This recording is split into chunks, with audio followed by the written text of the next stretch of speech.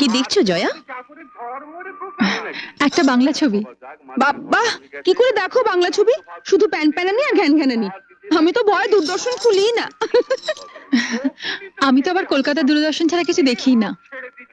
তোমার বাপের বাড়িতে টিভি আছে?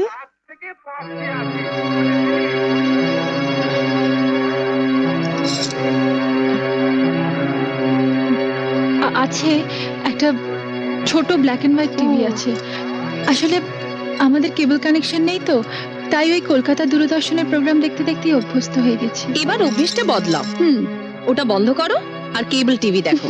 এখন আমরাও তো দেখবো। একটা দারুণ হিন্দি ছবি আছে। কি ছবি? হাম আপকে হ্যায় কৌন। ও, ওই ছবিটা তো কয়েকদিন আগেই দেখিয়েছিল, দেখোনি? দেখবো না কেন, দেখেছিলাম।